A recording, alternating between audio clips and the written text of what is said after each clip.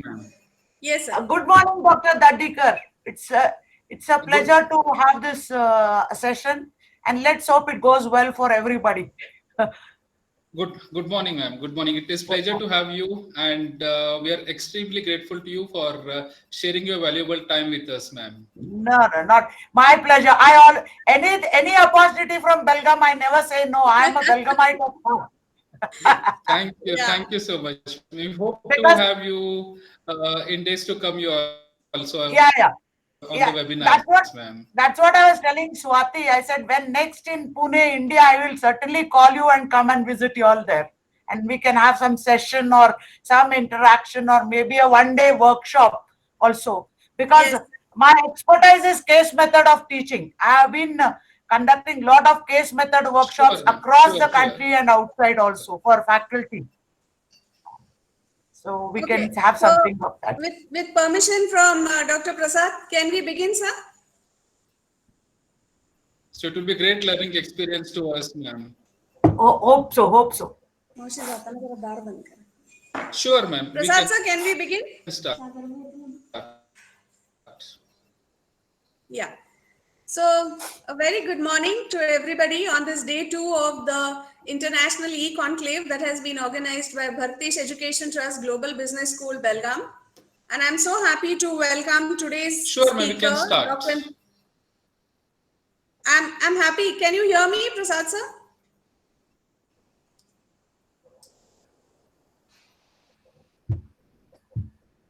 Can you hear me, Neeta, ma'am?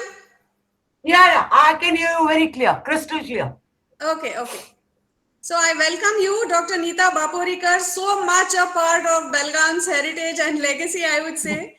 And her exuberance is legendary. I'm seeing that, although I haven't met you. Yes, ma'am. We can hear you. Yeah, I haven't met Dr. Neeta, but I'm seeing her for the past several years because first I met her on the St. Joseph's group, which she is an alumnus, which I am an alumnus too. And that is how I came to know about Dr. Neeta. And then her interview on All About Belgaum, which was again very well received. So I'll just give a brief introduction of Dr. Neeta Baporikar. She's currently the Professor and Director of Management at the Harold Pupkewitz Graduate School of Business in Namibia and the University of Science and Technology in Namibia. Prior to this, she was Head of Scientific Research with the Ministry of Higher Education in the Sultanate of Oman and Professor of Strategic Management and Entrepreneurship at IIIT Pune and BITS India, that is Birla Institute of Technology.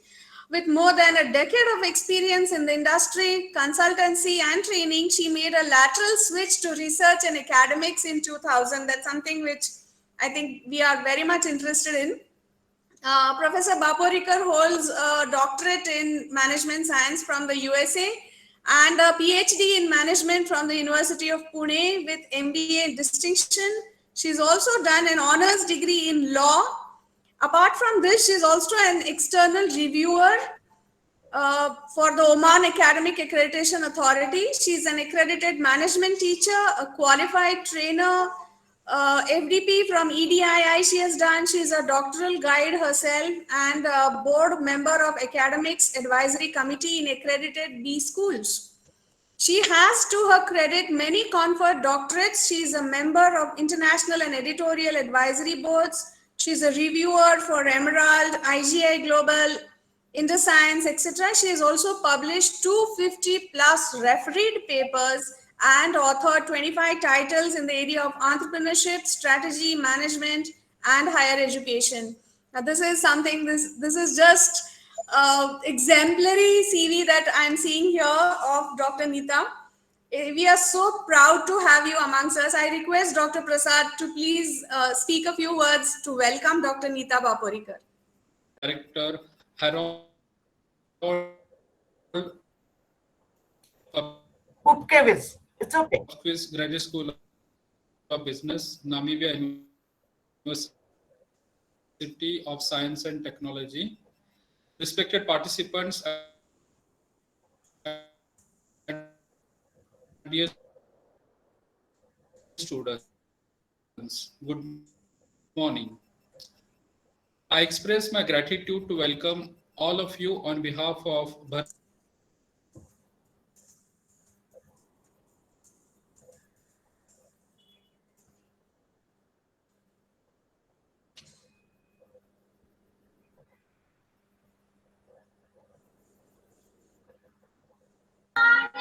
crisis. To help navigate all of us here and now on, we have organized a week-long international E-conclave come webinar series to guide all of us and our fellow associate across a variety of key and relevant contemporary topics. The webinars focused on 5 key priority areas to discuss practical measures and actions to help us respond thoughtfully in days to come and identify new opportunities which were present to us by this COVID 19 issue in the new normal. So, with this brief introduction, I would also welcome ma'am for this session. And as we said, we are grateful to you, ma'am, for accepting our invitation and being part of this week-long webinar series. So, further, Global Business School is part of Bhartesh Education Trust, one of the oldest and largest education trust in North Karnataka, and we impart education from LKG to PhD in the area of technology, homeopathy, nursing, management, computer applications, and social sciences, with more than 800 years of rich legacy of academic as well as extracurricular activities in all our education institution. Bhartesh Education Trust has been recipient of since 6 decades and so, and this legacy is going to continue in days to come.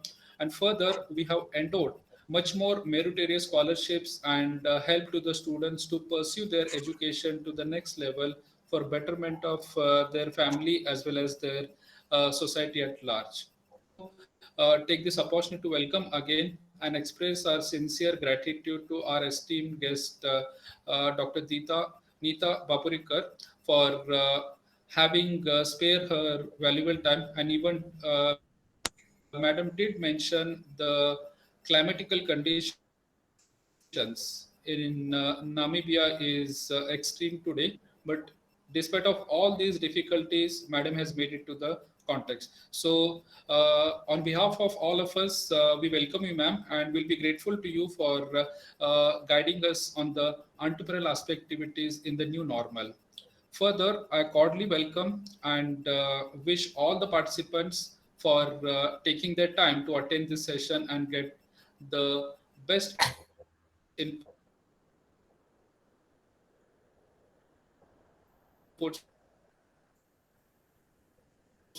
from the experts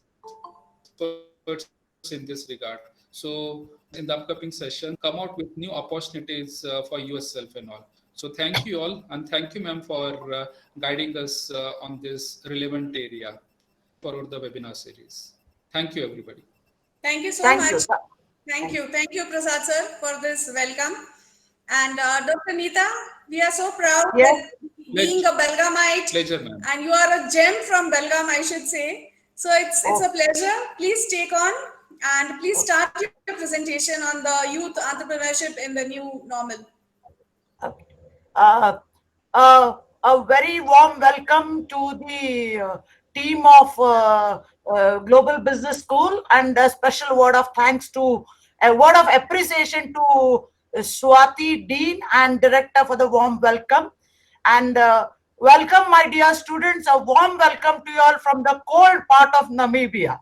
I think I'm going to talk on a very interesting topic for students, especially because the two terms which motivate students, the first is youth.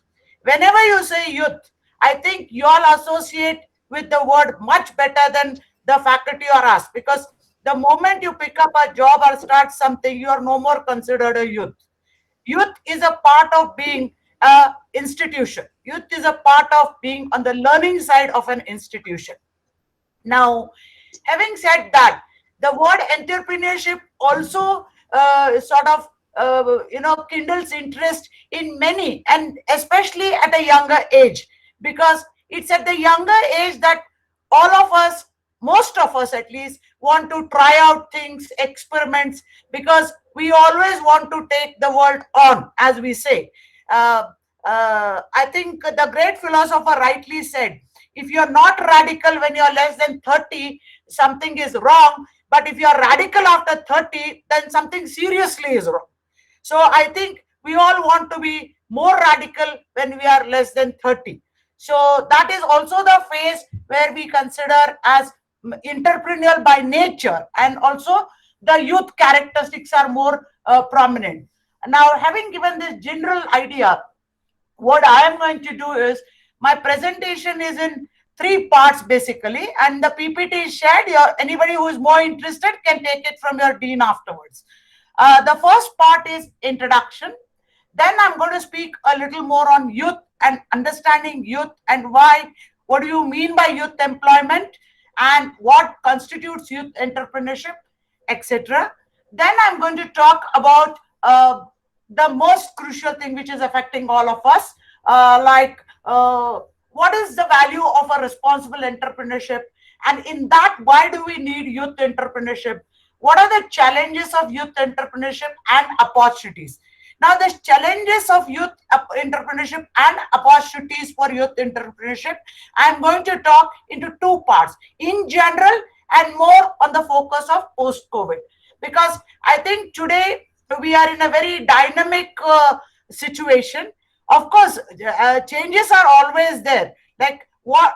Just an example. What I saw when I was in Belgaum growing up and studying in Gokte College and living in Hindwadi is not today what Belgaum is when I visit there in some institutions.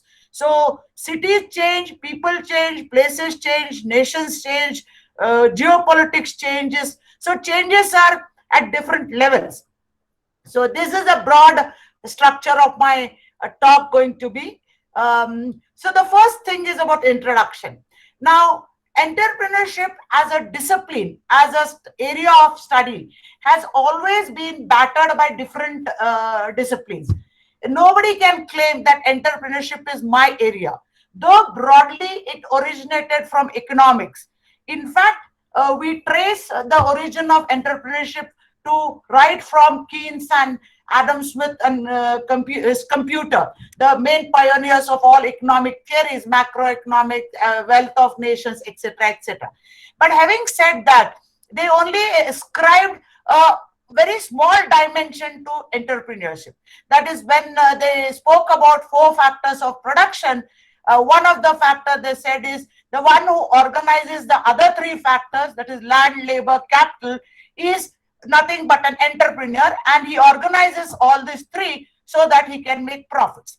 Now, this was a very narrow definition way back in early mid 17th century. Now, you can see in 200 years we have moved a lot, and entrepreneurship today is claimed as a field from right from political science to history to technology to biotechnology to medical to legal. Any field can say that we have a claim on the field of entrepreneurship, and they're not wrong. They're right for this reason, because the applied part of entrepreneurship lies in all this area.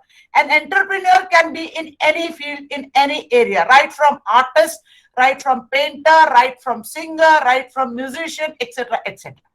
Now, however, from the literature or academic perspective, the philosophy that entrepreneurs are born and not created has been pursued throughout the world for many decades. And that's why you will see in small cities or even medium level cities, we only hear of, say, for example, Dadanavas, Siddhanavas or Kirloskars, Garwares or Tatas and Birlas. Now, one of the reasons why we hear like this is because of the mindset that entrepreneurs are born, which means you have to take birth in a business family. And this was world over. It was not only in India. However, in the last what we call industrial revolution, that is industry 3.0, where ICT convergence happened, that means where information communication technology became one. In simple words, where your phone started substituting your telephone, camera and computer.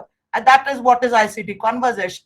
And there was an advent of knowledge. That means knowledge became powerful, because knowledge need not rest in the hands of only few. Knowledge is available for anybody who wants to seek. With these changes, there is a pronounced shift in this philosophy. Today, we can say that entrepreneurs need not necessarily be born, but they can be created.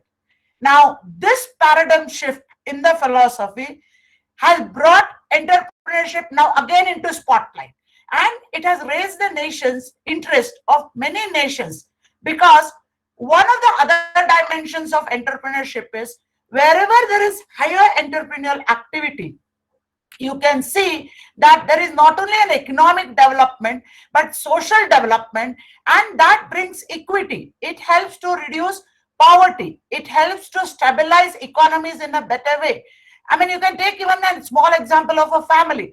In a family, if you have four siblings, and if one of them becomes an entrepreneur, he is able to raise the whole family to a different level, probably with social impact and even economic status. Now, hence the focus or the focal area today has become entrepreneurship globally, and all schools, all universities, all nations are pressing the gear of entrepreneurship. Now, entrepreneurship is a broad area. There are different segments, and one important segment of this focus is youth, and therefore the relevance of youth entrepreneurship. The next slide. Okay. Now, whenever we talk about youth, we must understand youth. Many times we assume we understand youth. I mean, understanding youth in general is very different. Like, you can consider your children as youth throughout your age, because they will always be younger than 25 years by you. But that's not the way to look at youth. You have to see youth in a global economy. Now, in today's world, the global economy is shrinking, and the people of the world are constantly having problems. There is a plague of problems, and many times we look at problems from a very narrow perspective. We always feel our problem is a bigger problem. No, it's not like that. You need to see, as management students, problem first from what I call a macro level, and then narrow it down to micro level. So at the nation levels, the problems which are plaguing are political conflicts. You can see that in the last 2-3 decades, there have been more political conflicts than before 2080. I mean, before 2000. You can see in the last 5 years, more rise in the political conflicts, whether it is, just to name, America and other countries, China and other countries, India and neighboring countries, etc., etc. Then there is a recession.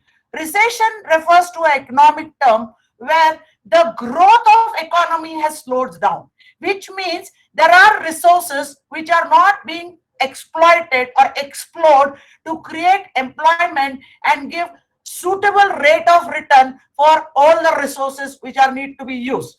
Then there are natural disasters. I don't have to talk. India has faced the maximum natural disasters in last 5 years, with the recent being Amphan and etc. And this has happened globally also. You have seen huge earthquakes in China, Bangladesh, etc., etc. So natural disasters, another issue. All this leads to what we call as poverty. When I talk about poverty, you have to understand poverty as an economic term.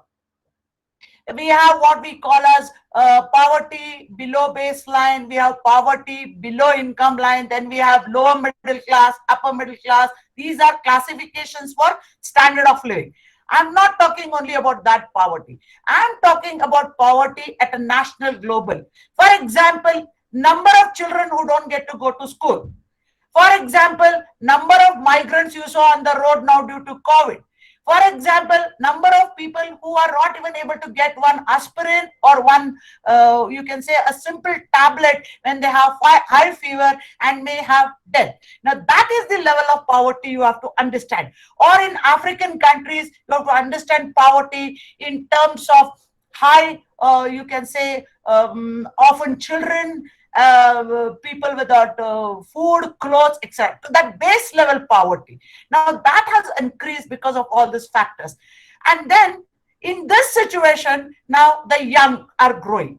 And they see a huge disparity. Disparity between the haves and have-nots. Some have everything in the world and some don't have even the basic necessity. Now that is disparity. Okay. Now this disparity, when the youth observe, that creates a lot of stress, and all this economy shrinking because of these various factors is having a stressful influence on the youth, and the youth has to be strong enough to grapple with it. Now, one of the ways which the youth can not only grapple with it but survive, and as our respected Prime Minister always says, you must always see an opportunity in this kind of environment. Even in the worst circumstances, you can see opportunity. So that means because there is no job market, and it's not easy even if you are educated to get a job, or you may not get a job suitable to your competencies, or the pay package may be very less. All this is leading to complexities. Now, one of the way forward then is entrepreneurship. So entrepreneurship becomes a conduit to grapple these stressful issues which the youth is facing in this current, if I may use a very volatile word. But however, entrepreneurship is not easy. I mean, it looks very easy. Like we always say, grass is greener on the other side. But ask entrepreneurs who have walked that path.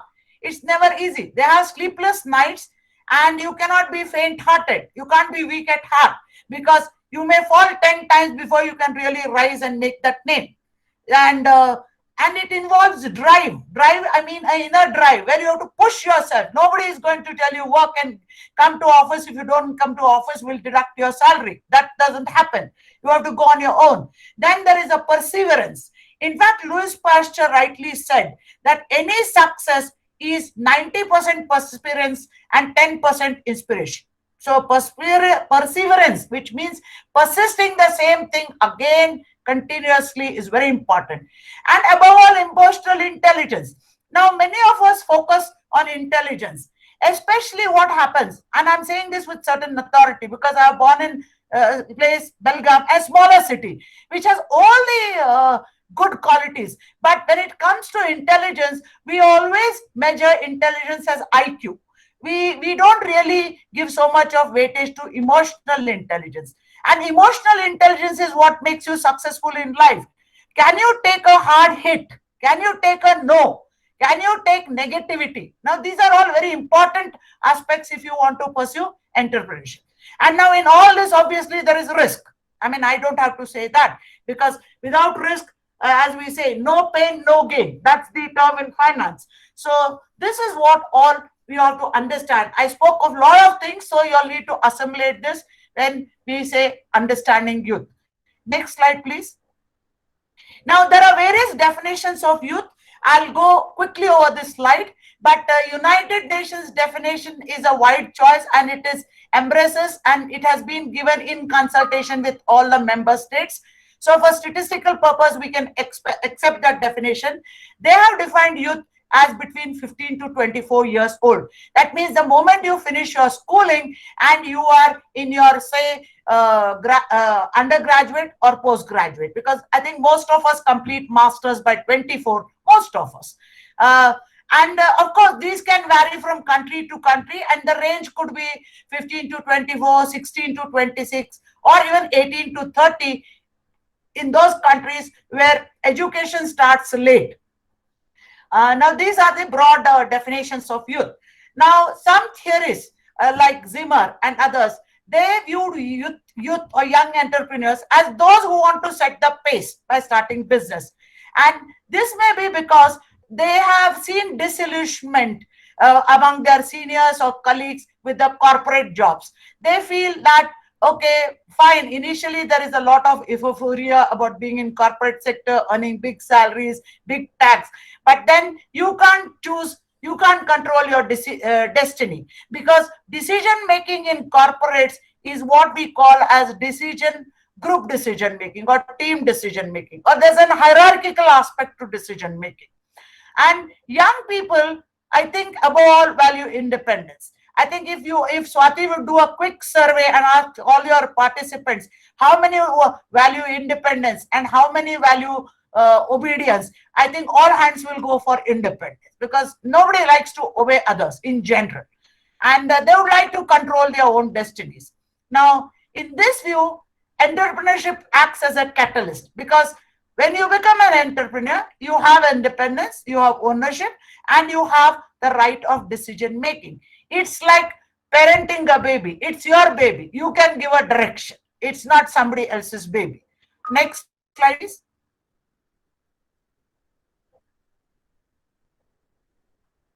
Now, what is the background towards this entrepreneurship? Because many look at entrepreneurship as employment.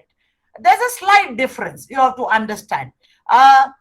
In fact, youth employment problems globally led to youth entrepreneurship. So it is the youth employment background you need to understand.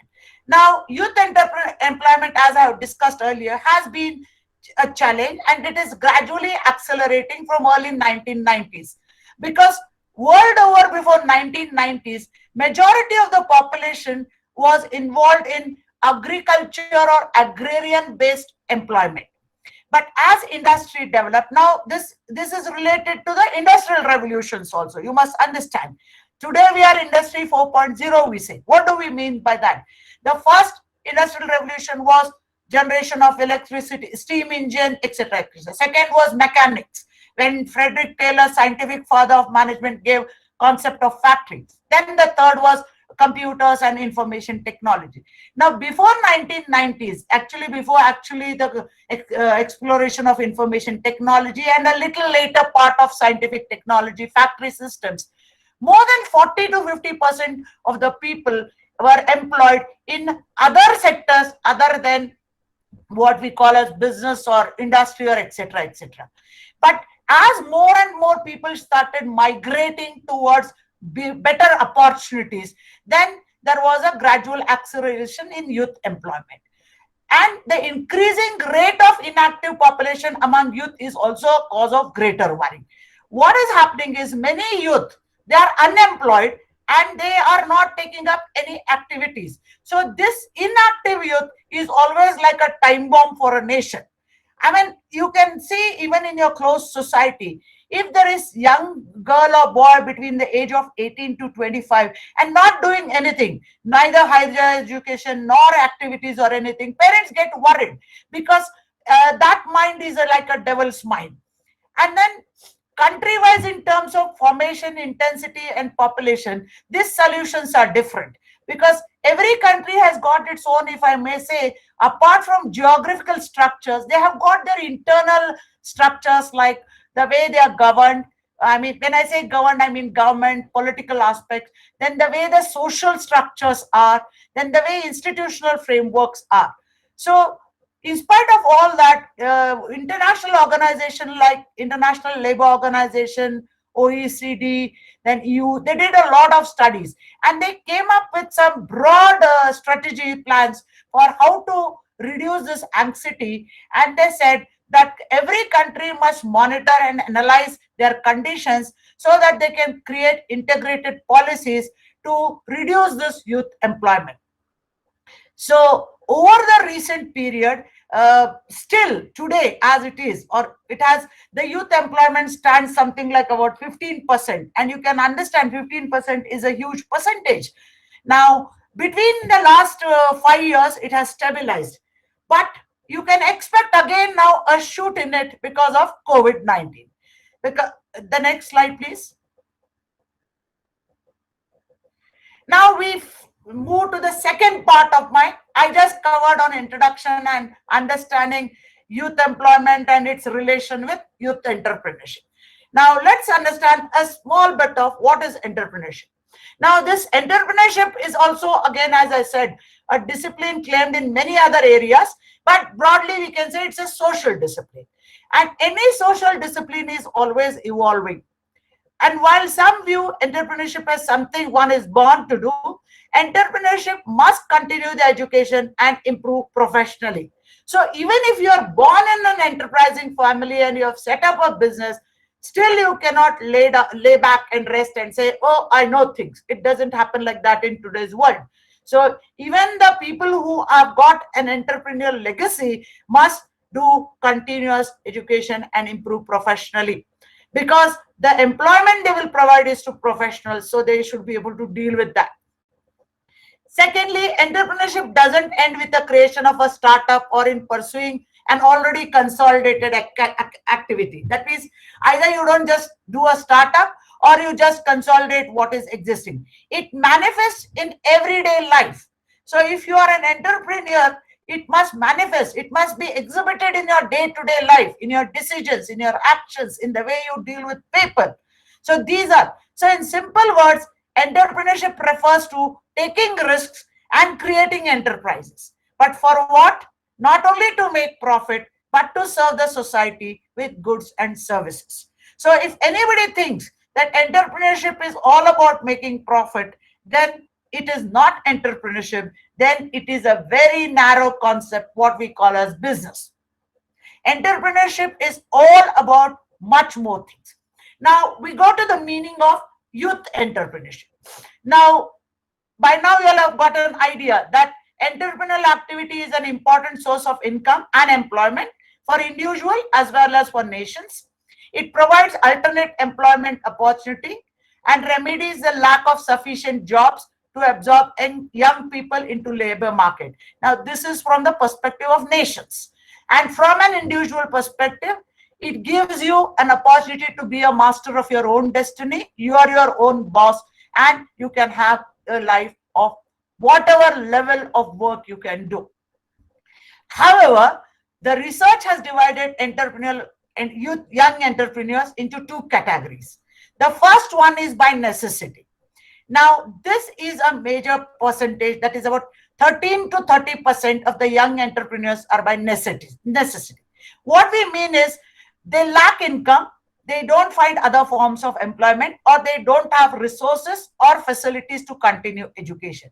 So they end up engaging in certain entrepreneurial activities, which does have an impact on overall economic activities, but it is only at the basic level to survive, and it provides a sort of a job kind of a thing. There is a second category, and they are by vocation entrepreneurs. When we say by vocation, it means they seize a business opportunity, and this is a relatively small group. They have the ability to foresee, they identify good opportunities, they have better skills to start up new firm and grow it, and then they get overrepresented because they are responsible for large number of new and sustainable jobs. Like you will see in India, the kind of recognition which Narayan Murthy has been getting, or globally what Steve Jobs or your young Facebook fellow, whoever he is, or your Bill Gates get, is because they belong to the second group. Then they start, and who are these people? Now, what's the difference between the first and the second? People by necessity are not really thinking and dreaming of becoming entrepreneurs. They are pushed by circumstances. Okay, so there is a limited vision. Whereas people who choose to be entrepreneurs, that is, who are by vocation entrepreneurs, they start thinking about creating a business just after secondary school. So they may not give so much of weightage to formal education, to their grades and to their, getting ranks, etc., etc. It doesn't mean they're not good. They put their energy into thinking and dreaming about starting a business between the ages of 15 to 20, and most of them create or venture out by 22, just after they finish their university education. Now, what are the benefits of this second group? Because I think this second category must influence all of you more than the first. And even if you are trying to be an entrepreneur by the first choice, you must shift yourself to the second, because you are all in that age group now. So do not think if you... Okay. However, whenever we talk about youth entrepreneurship or entrepreneurship in general, there is a value only if you are a responsible entrepreneur. The entrepreneurship doesn't have that high value. Now, I hope you all would have studied something about this value chain and Barney's value systems, where we say that, an example of value. I'll just give an example before we talk about value of responsible entrepreneurship, because we need to understand value in the management terms. Like, for example, if there is a piece of wood lying, its value is very limited. But if it is carved into a, say, nice artistic piece, that the value of that wood increases, right? Similarly, the value of wheat is less, but when you convert that into nice cookies or biscuits, the value goes up. Now, that's the meaning of value in management, okay? So that value of responsible entrepreneurship is very important, because entrepreneurial structures decide a decision-making power for the society. And if the entrepreneurs are not responsible, then there is going to be a chaos in the society. You must have heard of all this. I mean, you may or you may not have heard, but you can read. We talk about corporate governance and problems which came up into the governance of these major companies and all the frauds which are created, like whether it was Satyam, Enron, etc. They are all examples of poor value and irresponsible entrepreneurship. So you need to know at this stage that you need to have responsible entrepreneurship attitude. And there are different economists now here who are having their own say. And I'm just going to mention two who are important. Scumpeter's vision was that entrepreneur is a central figure and he is involved in creative destruction because he keeps on creating new things. And in fact, entrepreneur is nothing but an innovator. But he sort of romanticized the figure of entrepreneur as heroic. While as contrary to that, Knight lays down and says that the basic theory is that entrepreneur is one who is able to deal with uncertainty. Now you can see that experts will have divergent views. So both together actually is what happens in real life. An entrepreneur has to be innovative, he has to be heroic, he has to dream, he has to attract people, as well as he has to understand that he works in a condition of uncertainty. Because it's like this, if you have to walk in a dark tunnel, then you have to be more confident, isn't it? Like if you get up at night and there are no lights, then unless you know the room well, you will bang into yourself into something. So the confidence level and the sixth sense, what we refer as the intuition part of it, has to be very strong if you have to deal with uncertainty. So, okay, for those people who are not looking at entrepreneurship only from business, entrepreneurship can be also seen in terms of leadership. So all of the students, I would like to say, do not think that you to be an entrepreneur or a young entrepreneur, you need to go and tomorrow start a business or go and destruct something or start doing something in uncertain. Even if you take up a job, you can be an entrepreneurship leader and you can generate the meaning of entrepreneurial value for the people who you work along with and motivate them to be innovative and achieve bigger and better goals. And for the last person, cafeteria, he's a young researcher and the recent thing, he says entrepreneur is just not a physical or a judicial person, but he's a complex person and who deals with complex activities. And the assumption is that he is able to deal with all risks, economic, financial, and he wants to be the least beneficiary of this. That means all entrepreneurial activities must make a social and economic contribution. Next slide, please. Okay, this is a very simple slide. Why do we need youth entrepreneurship? We need it for three reasons. The youth can start new enterprises, create jobs, and reach their personal goals. They can start enterprises, create jobs, and help others to reach their personal goals. They can start enterprises, provide goods and services, support livelihood, and thereby promote economic and social development. Therefore, there is a need of youth entrepreneurship. Next slide. Okay. Now, this is the last part of my presentation. Here, I will be discussing the existing challenges and also touching on in relation to COVID-19. The basic challenges of youth entrepreneurship are obviously when you are young, you are youth, you are less than 24, there is going to be lack of experience. I mean, needless to say, I mean, you can't be 24 and have great experience. Then resources are also limited. Apart from that, there is a complexity and a time-consuming process of starting up any business. Can I continue? Can I continue, please? Yes, ma'am. Please continue. Yeah. You're doing good. Please continue. Yeah. Okay. Then there is a second aspect. Many of the youth, they lack training, technical assistance, small credits which need to be given. There is a lack of institutional support. There is a lack of access to production understanding, networks, etc. On the other hand, we also have shortage of skilled labor workers, suitable equipment, less sophisticated technology. Important for you people to have understand is there is a mentoring process required. So you do have a lack of mentoring, inaccessibility to relevant information, poor business planning and functional skills. Then, on the other hand, is the social challenge. There is a prevalent mentality for opting for job, and there are barriers to turn ideas into projects. And this may be because of social attitudes, inadequate entrepreneurship education, and undercapitalization. That means people think it is better to have less income but regular income rather than high incomes at uncertain period. Uh, then also the family members, sometimes teachers and society as a whole also have an influence in, if I may say, in reducing, or I can use a stronger word, in killing the initiative or the entrepreneurial spirits of the youth.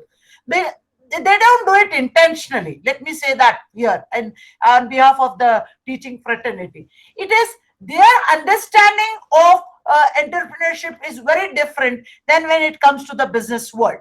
Uh, Plus, there is a lack of role models, and many of them are not even aware of what are the real requirements of being an entrepreneur and what are the opportunities. So, this all results in different kinds of challenges. Then, and more, the current argument is so much of entrepreneurship education is being done. It's not that this earlier point which I addressed is not being taken care of. In fact, a lot of institutions and a lot of B schools, a lot of other institutions have realized it. So they have started focusing on entrepreneurship education, training programs, etc., etc. And they are trying to nurture entrepreneurial attitudes and skills. But all this again have a built-in factor that they prepare students for job. And this area needs to be seriously seen. And for this, here I want to make a suggestion that your school must take the pioneering effect, this thing of setting up a small, what we call as a incubation center, or what we call as a startup center, where they handhold you, maybe initially 5, 10, because that gives what we call as a quantum effect in physics. A school must have what I call as a incubation prototype development center, and here the EDII of Ahmedabad comes in a big way with even funding for B schools. I was there in January there, where I did my faculty development program, which I was sponsored by Ministry of Science and Technology of India, thanks to them. And I explored the possibilities of EDII reaching at other business schools. And they have an excellent thing. I think Swati can look into it later. Then the last challenges are market barriers and biased financial market mix. I think all of you, many of you may be speaking Kannada and Marathi, and you must have heard of this famous saying that in Kannada we say teggiddale neeru, or in Marathi we say khadda titas pani jamta. So like that, banks also give money only to the rich people. Okay. And there is a market barrier also. If you are young and you come out with some product, people are hesitant because they feel maybe you don't know quality, maybe you don't know things. So these are what we call in from strategic management as low entry barriers. And this is exactly reasons why many young people lose the heart over the way. That's why at the beginning I said entrepreneurship is not for faint hearted. And here let me tell you a nice, interesting, small anecdote for you all to have a good laugh. Now, if you go to a mango grove, I'm sure Belgaum has good mango groves. Even in GSS College campus and Gupte College campus backside was a mango grove. I don't know now whether it has become construction, but if you go to any good mango grove as a youth, and if you in the mango season, of course, which is the tree you'll throw the stone at? You will throw the stone at the tree where there are maximum fruits, isn't it? Isn't it? You will not throw a stone at a tree where there are less fruits.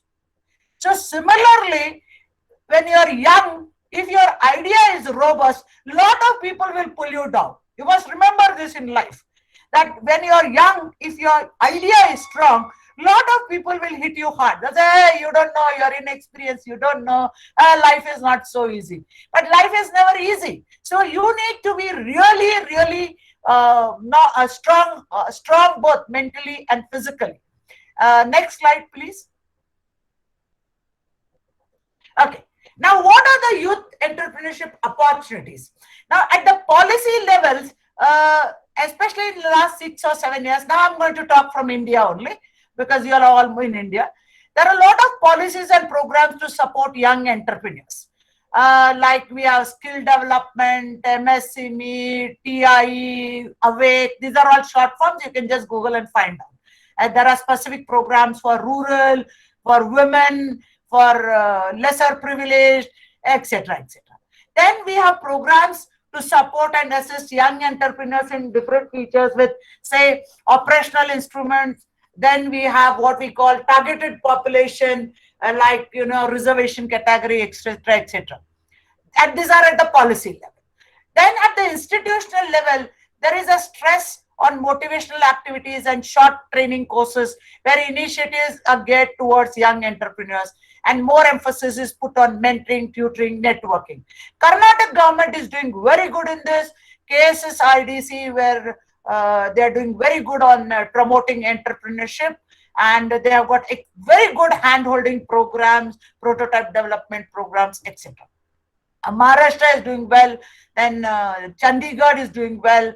Gujarat has always been more an entrepreneurial in nature, but they are more into trading community, not in the real sense of entrepreneurship as we say. So then appropriate financing structures are coming in place. Today, banks are not hesitant as much as they were 20 years back. Probably a person like me who is really an entrepreneur in nature would not have got any money to start an enterprise 35 years back when I did my MBA. But today it's not bad. Today banks have also realized a good idea is worth $1 million. So appropriate financing is coming in. And that has created what we call as enabling business environment and proper institutional setting. Then today you have what we call as low cost procedures, and many things are available because of internet access. You have what we call as access on open source platform to understand technology, etc. Then the laws are becoming easier. I'm not saying they're very easy, but still they're relatively simplified. And today you have easy access to skill labor, technology, development services, because today there are many people who don't want to work for only one organization. They are ready to work for 5 small organizations because they are also entrepreneurial by nature and they don't like the idea of one boss. So today the availability of skilled labor is there. Now at the sector level, where are these opportunities? They are more in hospitality, tourism, travel. Then they are there in finance, banking, fintech, that is a merger of financial services with technology, biotechnology, information technology, enabled services. And now with COVID, the next 2 decades is going to be the decade of health, pharmacy, and allied. Remember this. If you have any good idea in health, pharmacy, and allied, do not think next 2 decades, everybody is going to think about health and everybody is going to think about pharmacy. So that is a hot area. Now at the firm level, the actual creation of firms and their survival rate will become important, because for entrepreneurship to succeed in this post-COVID area, it is not that you just start and sink. You have to start, keep afloat, and then that means survive, and then your rate of job creation and rate of growth must be very good. So you need to have what we call as 3-phase approach to starting your enterprise. The first, startup, establishment, solidifying between 1 to 5 years. Second, consolidation and support of institutions.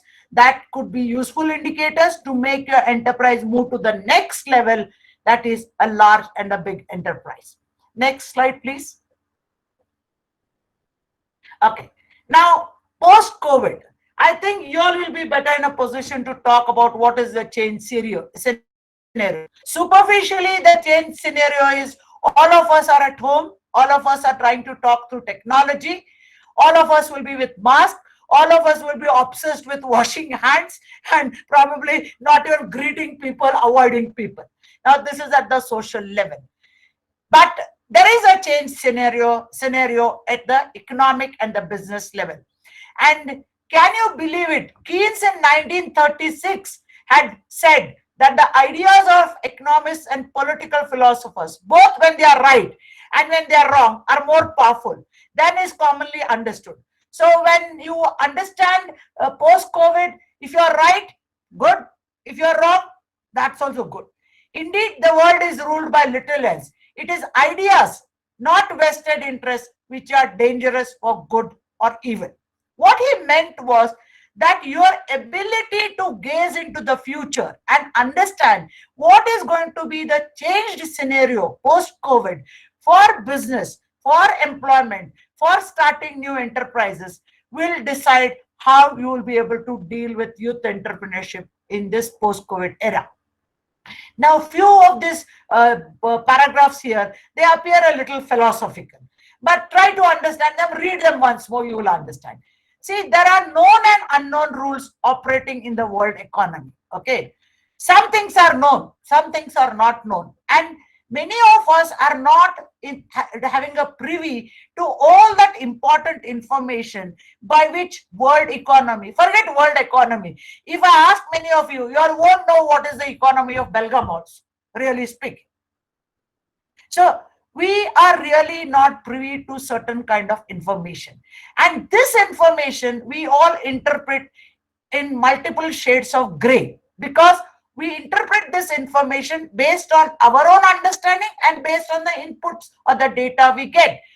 So Belgium is not what papers of Tarun Bharata Sahitya Karnataka says. Belgium is something different, much more complex. So what I'm trying to say is the information fed to you will have shades of gray.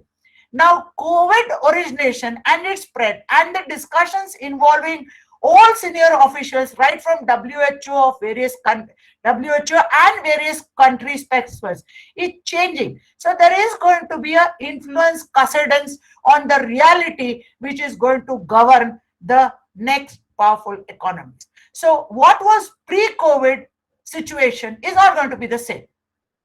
And here now, all economists, political philosophers, medical scientists, all are speaking. If you hear panel discussions, everybody is trying to gaze into future and everybody is uncertain. Nobody knows what is going to happen.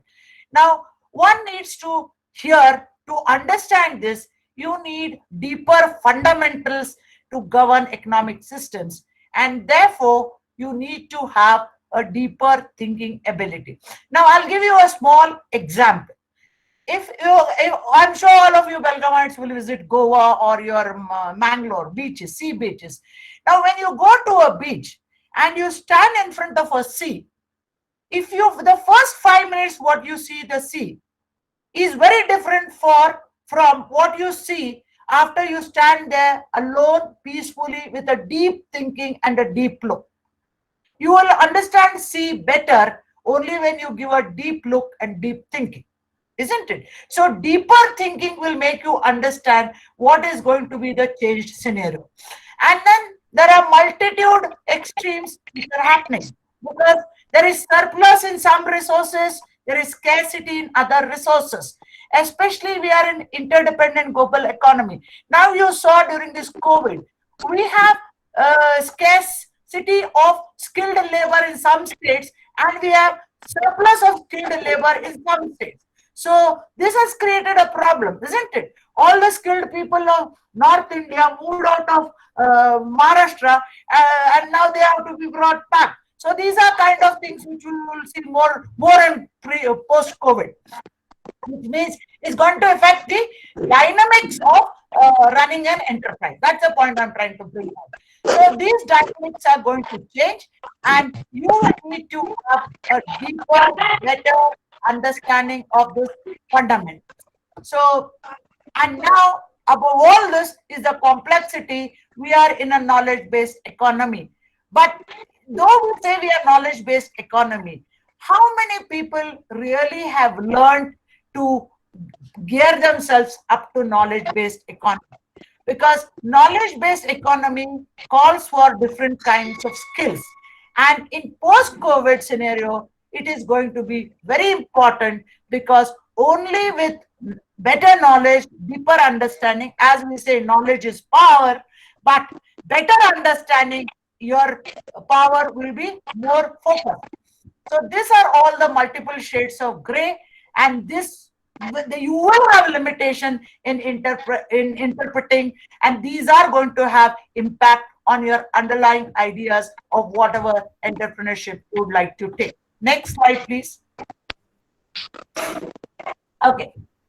So now post COVID-19 and youth entrepreneurship, some of the positives.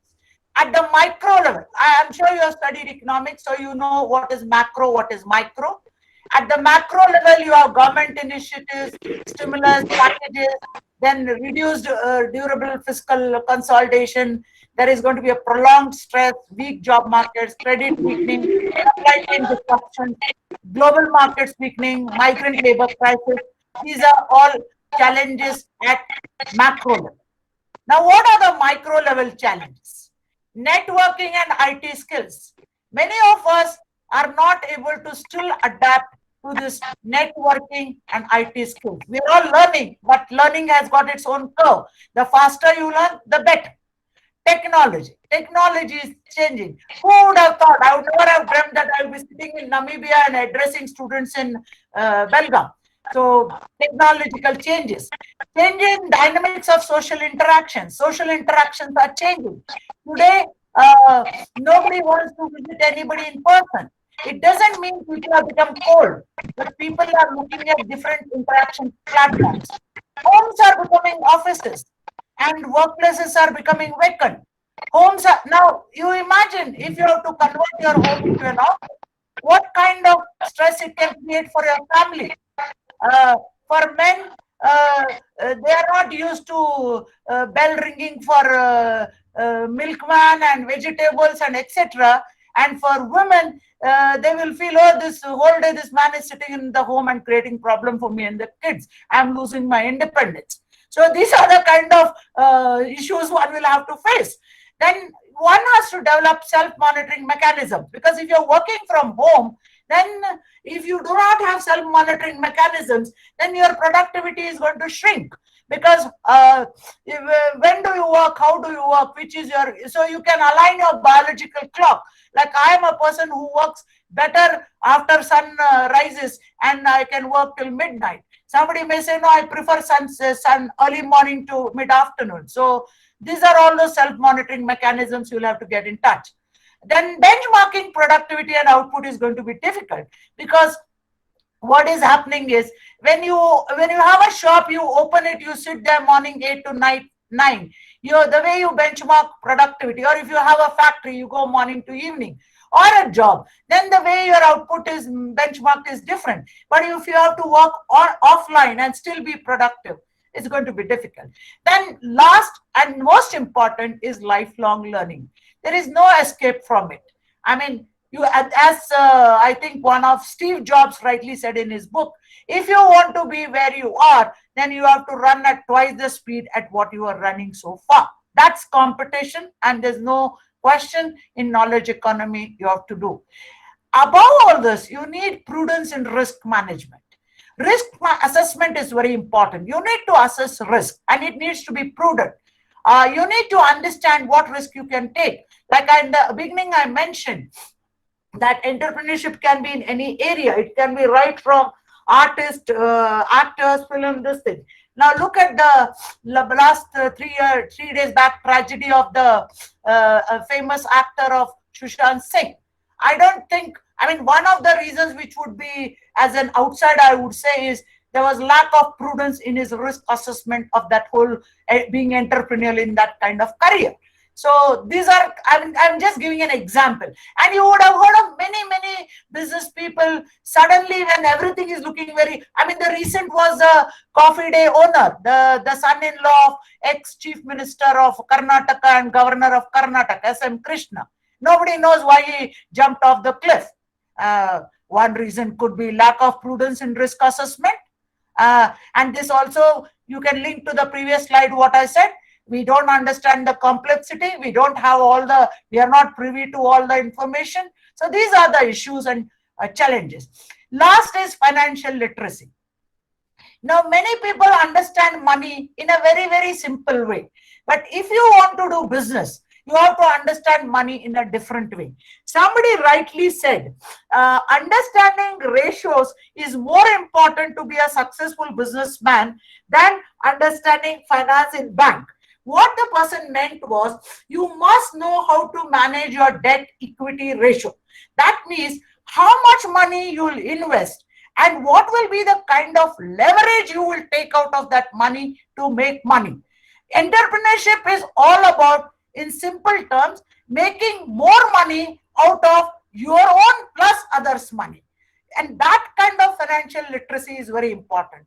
Some of the things which you need to know is budgeting, financial planning, then ratio analysis. These are what you need to know, you understand. And many of the students who dream big, who have great ideas, are weak on financial literacy. Because, and in fact, there is a reason. People whose left brain is powerful are weak on the right brain. And left brain is logical. People who are from finance discipline, who are good at numbers, will not be so good at daydreaming. So what is important for you if you want to develop is you must develop both brain. That means whole brain. Don't be only left or right. If you need to develop your analytical skills, you need to develop your literacy, financial literacy, but at the same time, you need to develop your right brain, which means creativity, innovation, risk-taking. I think with this, I stop so that we have time for questions. Thank you for the patient hearing. Here are some of the references. And you can see some of these are books authored by me. And you can put my name and access books, what you want, you can see there. Thank you so much. I hope it made sense. Yes, definitely. Definitely. Yeah.